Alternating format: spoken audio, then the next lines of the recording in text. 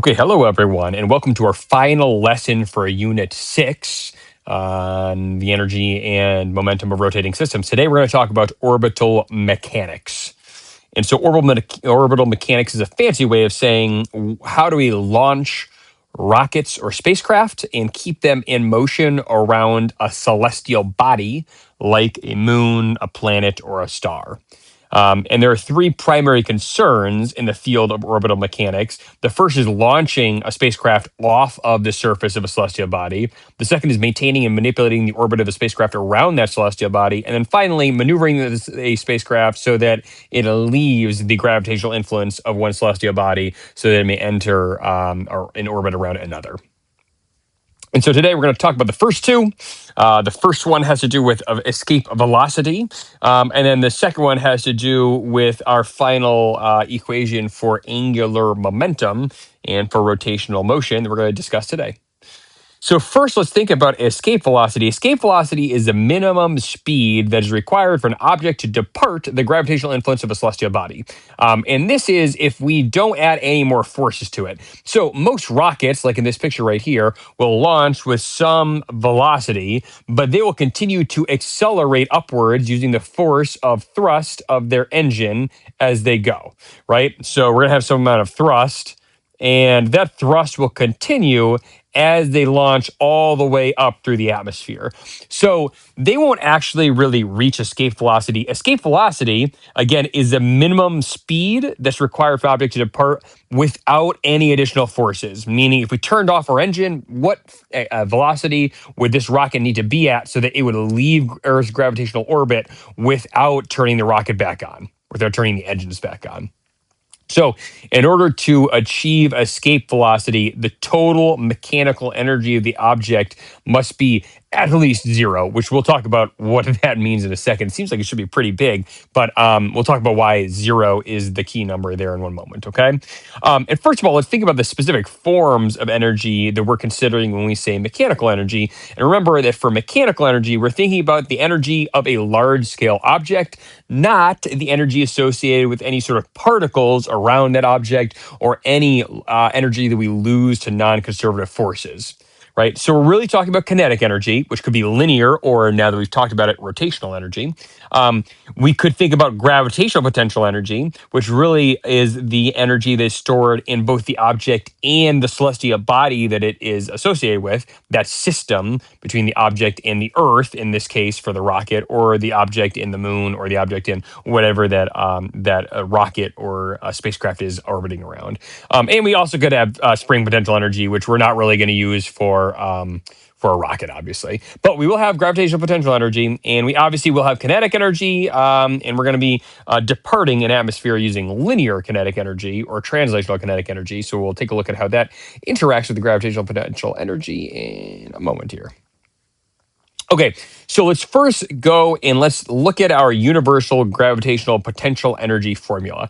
So if you recall back to Unit 3, we've got our gravitational potential energy formula, which is, again, big U, and if we use the subscript of big G, we're talking about the universal gravitational potential energy formula, right, which is different from our change in U little g, which equals our mass times G, 9.81, on the surface of the Earth, times our change in height, right? So we've got two different gravitational potential energy formula. This is our universal one right here. And you notice there is a negative sign. So quick question for you, why is this formula negative? And it might be a little bit difficult to wrap your head around, so I'll explain. The reason is that it takes work to move two gravitational bodies away from each other. So if we think about planet A and planet B, if we want to move planet B away from planet A, we need to put in work, right? And that means that as we add work to this system, we're adding positive energy to the system. So our gravitational potential energy is negative because the closer they are, the bigger negative they'll have, and the more work we'll have to do, more positive work we'll have to do in order to move that body away from the other one, to pull these two apart, right? So think about two magnets pulling at each other. To pull two magnets apart, you need to do work, positive work, to pull them away from one another. And I covered it over, but we have our other equation, which I already put over here, right? Which is our change in gravitational potential energy equals mass times gravity times delta Y. And this is something that we used on the surface of the Earth. And remember that the reason why there's no negative here is really we're just talking about relative gravitational potential energy, right? So if we increase the the height, if we increase the height an object has, and it's going to gain gravitational potential energy, meaning that it'll come back towards Earth and will unlock that gravitational potential energy into kinetic energy. So don't worry that there's not a negative there. It's just because we're talking relative terms with this equation rather than absolute terms, which is what we're talking about with our universal gravitational potential energy formula.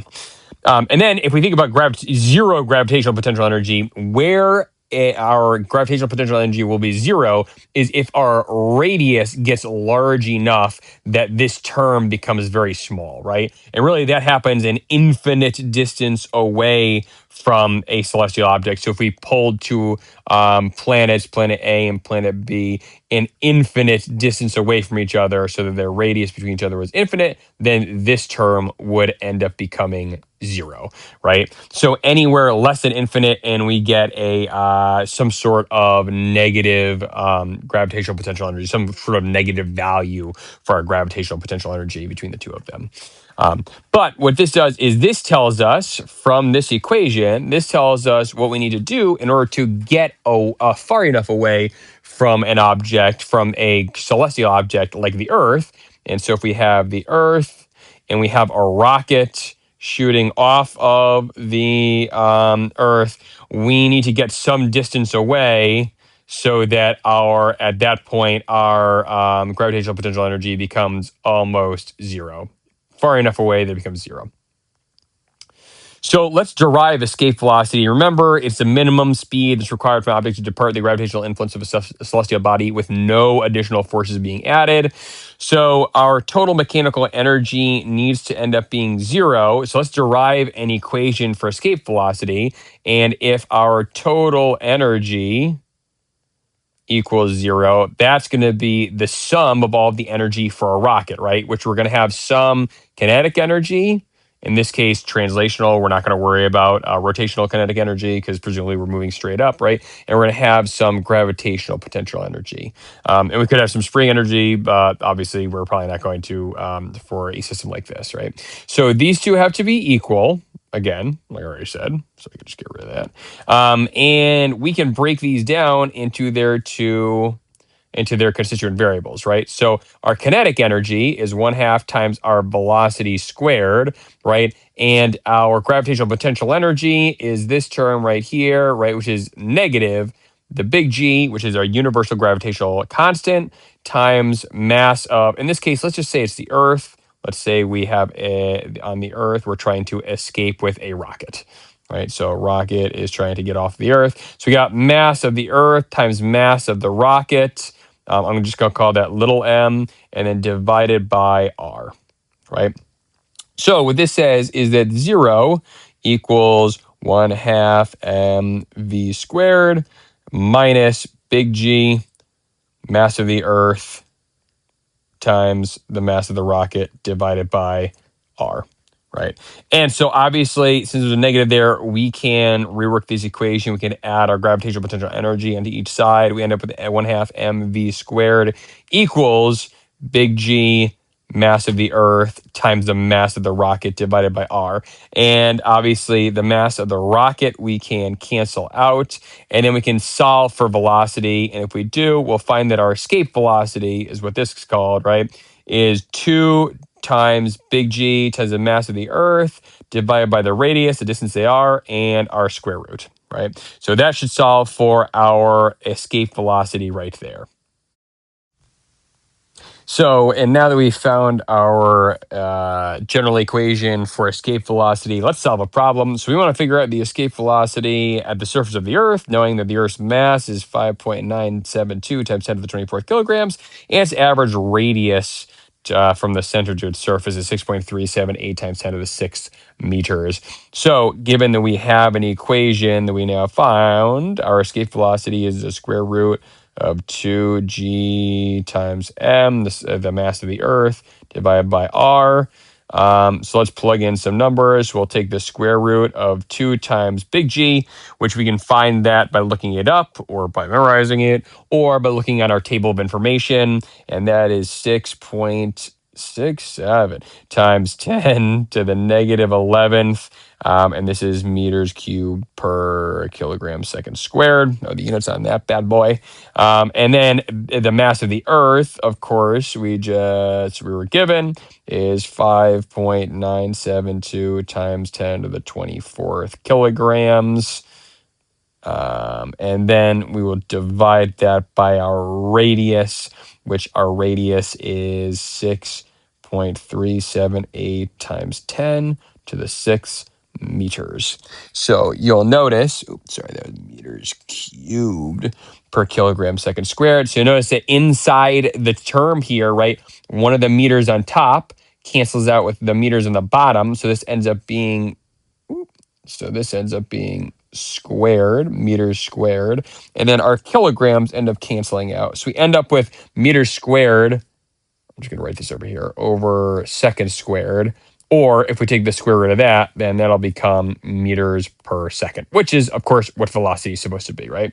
So our units all work out, and if we run the numbers there, we should end up with a number that is about 11.2 kilometers per second. So 11,200 meters per second, which obviously is very, very fast.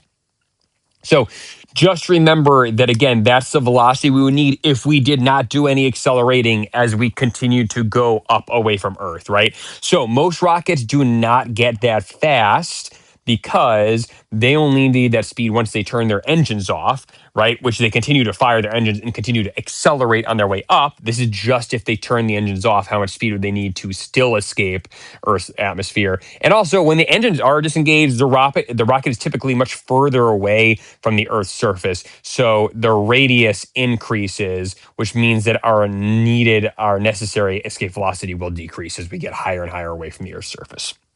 So anyway, that's escape velocity, and that is how we remove an object from a celestial body, from a moon, a planet, or an asteroid, or something like that. How we get off of its gravitation, get away from its gravitational influence. So very few rockets actually leave Earth's gravitational field, just FYI. Most of them end up in low Earth orbit, which is where we have like a lot of our space junk, right? So our satellites, the ISS, most of our space activities occur up there.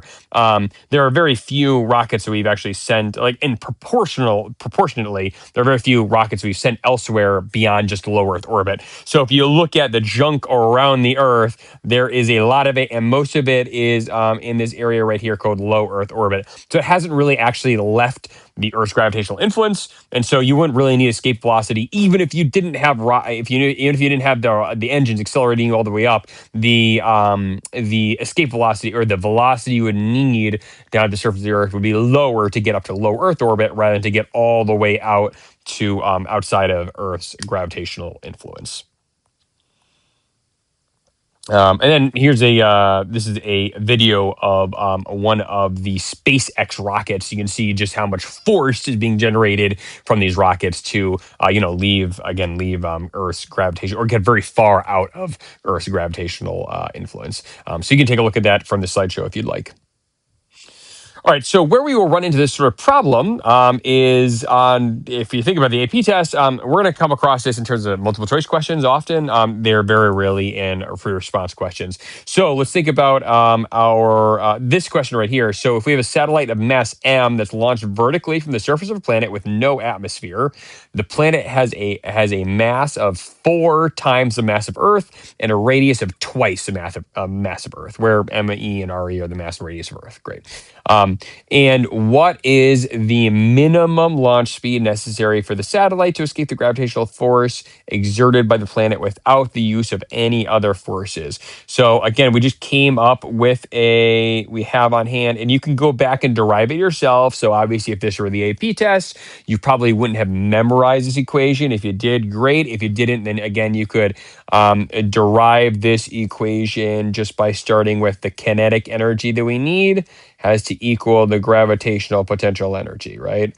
And so that means that 1/2 mass of the satellite times the escape velocity squared has to equal negative big G, the universal gravitational constant, times the mass of the Earth, times, and I'm just going to say the mass of the gravitational body, times the little mass, the mass of the satellite, divided by the radius, right?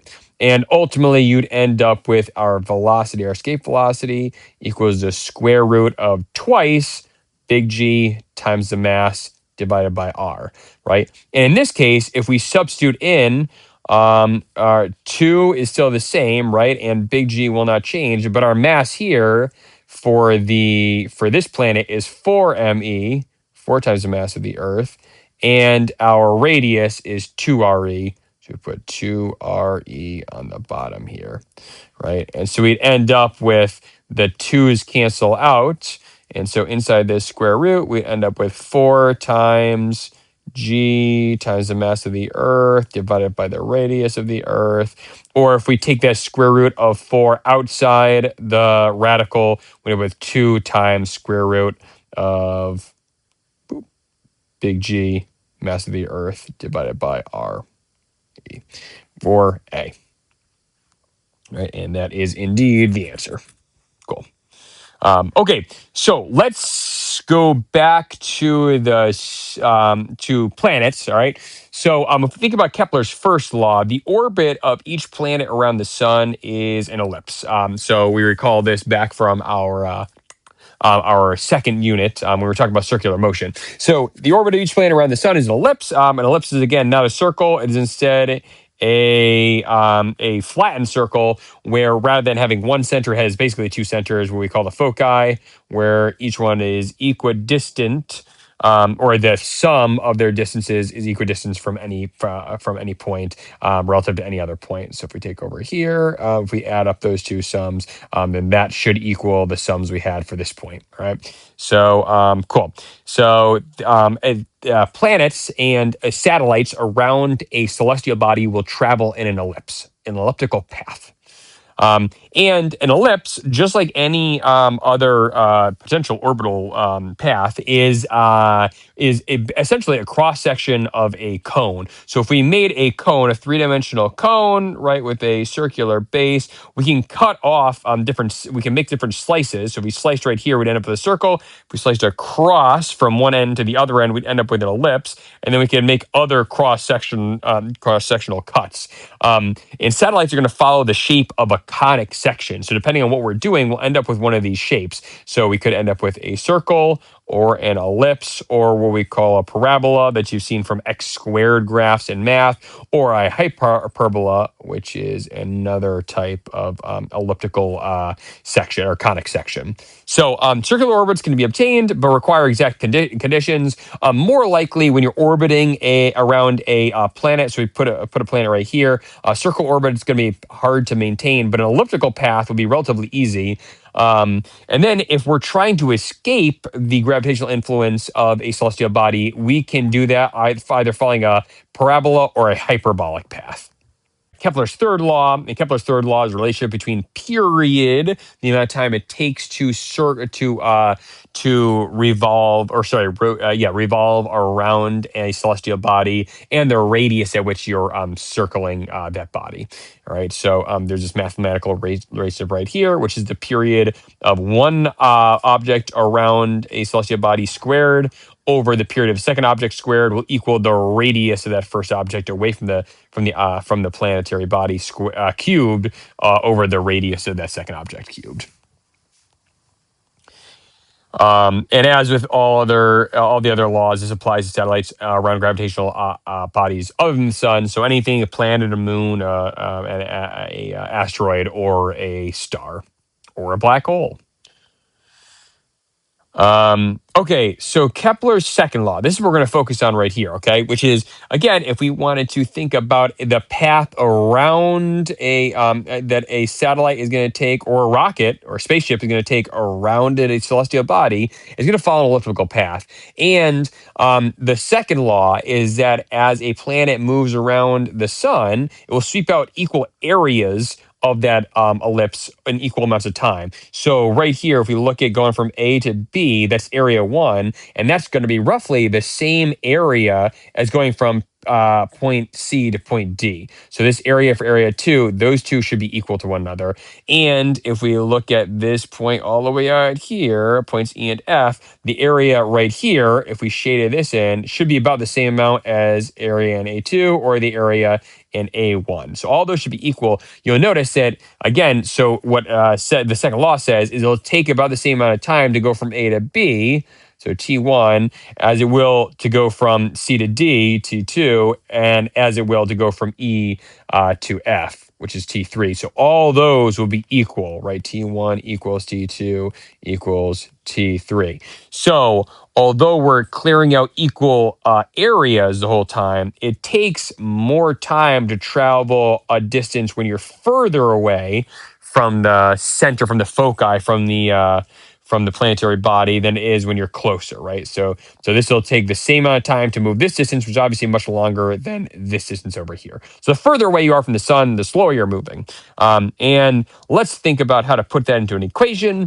So if we take an object we can treat an object as a point mass, right? It's going to follow a path that's not a perfect circle. So we need to adjust our angular momentum equation in order to account for a continuous change in its position vector, or r, and its angular velocity, omega, right? So remember that our angular momentum equals our moment of inertia times our angular velocity, right? But this angular velocity will be changing over time, and so will our moment of inertia, right? Our moment of inertia for a point mass will be mr squared.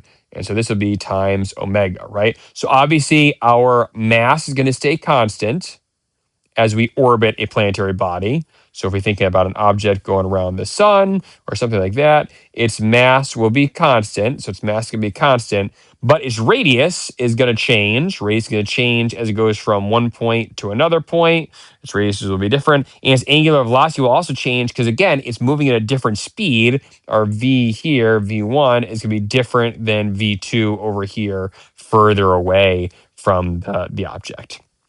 So we can consider this mathematically by treating angular momentum as a cross product of the position vector and the linear momentum vector. So again, if we take and we have an object and we've got it at some point away from its focus, it's going to have some velocity. And if we take the mass times the velocity, we'll end up with its momentum, its linear momentum, right? So its L, its angular momentum, is going to equal I, or its moment of inertia, times its angular velocity. And if we break down our moment of inertia, that's mr squared for a point mass. And our angular momentum is, again, as we know, is our velocity over our radius, right? So we've got, if we cancel out one of those radii, one in the denominator, we cancel out with one of those squared up top, we end up with our velocity, which is a vector, times mass, which is a scalar, times our radius, which is a vector. And so if we pull off that mass times velocity, that really is just our linear momentum, right? So all we're doing right here is getting our cross product, which is multiplying two vectors against one another. And the way that we do a cross product is we take the magnitude of our first vector and the magnitude of our second vector and then multiply it times the sine of the angle between them.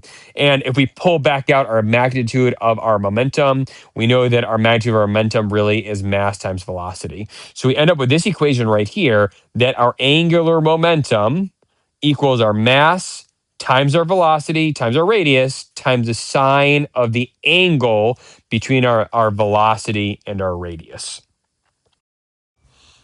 All right, so let's put this into practice looking at Mercury, right? So Mercury has different speeds at different positions along its orbit, right?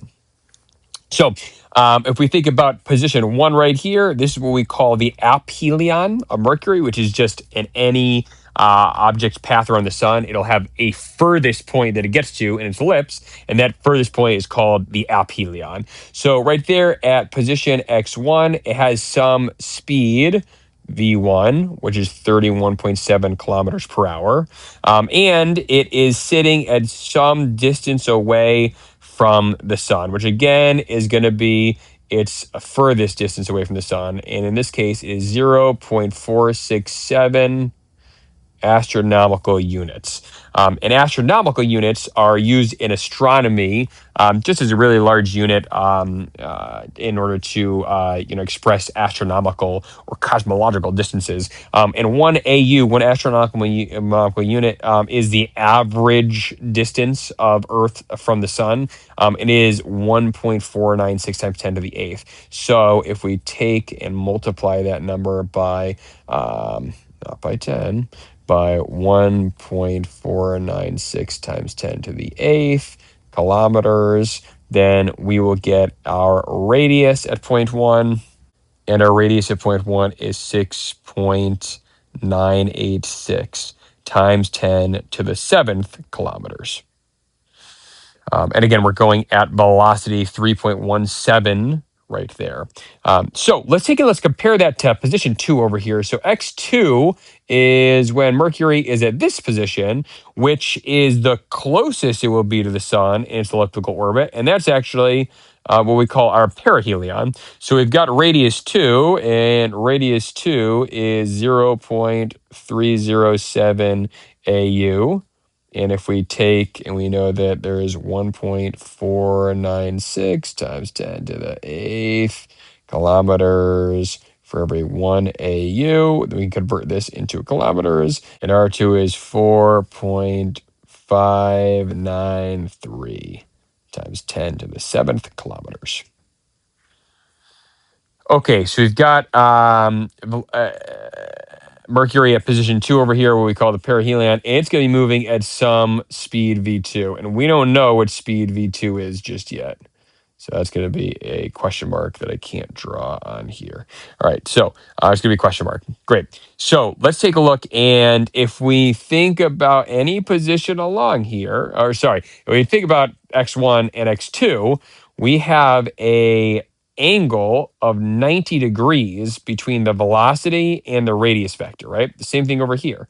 Think about our radius vector, we have an angle of 90 degrees right there, right? So that makes our calculations here a little bit easy, and we know that we should have a constant angular momentum as this thing moves through, as Mercury moves around the sun. And so our momentum at position 2 should equal our momentum at position 1. If we break down our momentum, we know that it is mvr times sine theta. So our mass of Mercury times the velocity, its velocity at position 2, times the radius of position 2, times sine of theta at position 2, which again is just 90. So we're going to replace this with 1.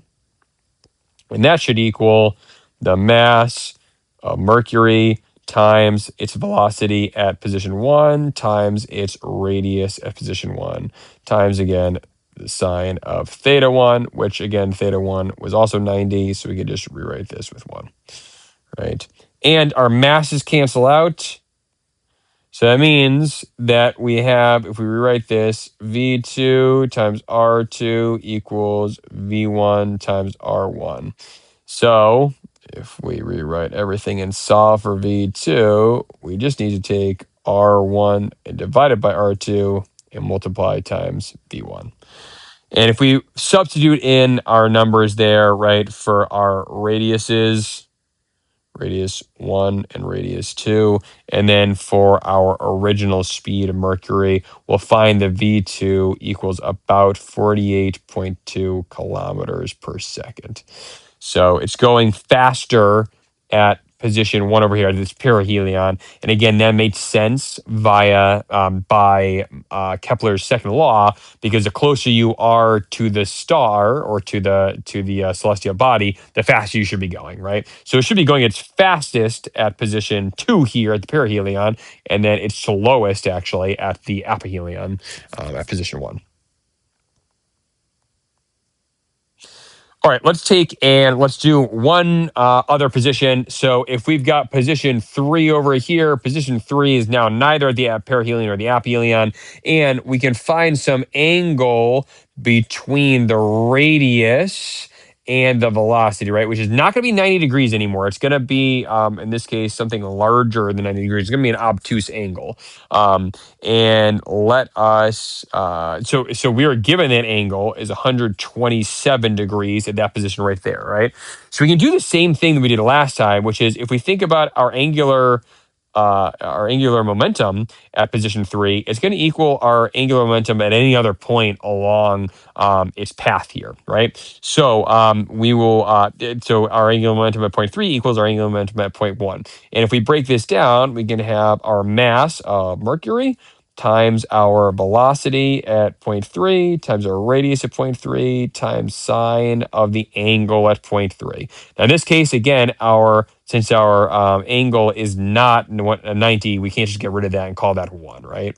So we'll keep that for now. And then over at position 1, which again was that aphelion, where we've got some velocity v1 and we are some distance r1 away, right? So our mass is still the mass of Mercury times velocity 1 times the radius of position 1 times sine of the angle of position 1. But since that is 90 degrees right here, 90 degrees, sine of 90 is just 1. So that means that since we can cancel out our masses, the mass of Mercury, if we divide by the mass of Mercury on each side, then we end up with V3 times R3 times sine of the angle at position 3, right, equals the velocity of position 1 times the radius of position 1. Or if we solved all this for the velocity of position 3, that's going to equal V1 times R1 divided by R3 times the sine of the angle at position 3. So we can substitute in numbers for all of those. And in this case, you know what? Let's not even put in kilometers. Let's just put in AUs because look, our AU is going to cancel out with each other, right? So if we put in, we know that our speed at position 1 at our aphelion was 31.7 kilometers per second. That's times our radius of position 1, and our radius of position 1 is 0.467 AU. And then we divide that by our radius of position 3, which is 0.412, 0.412 AU, and then times our sine of 127 degrees. And just a quick note on units, right? So our AUs actually cancel each other out. So there was no need to convert into kilometers in the first place since those cancel out. And now we can just run our math and we'll end up with kilometers per second in the end, right? So we'll get something in kilometers per second for V3. And if we run our numbers, we end up getting 45.0 kilometers per second for our speed at position 3 right there. So we can take, and knowing our angular momentum should be, there should be a conservation of angular momentum as we go around the elliptical path of a planetary body. Then we should be able to find our speed at any point along there using this equation right here. All right, thanks for listening, everyone. I know that was a little bit of a long haul. We're going to continue to explore this in class when we meet.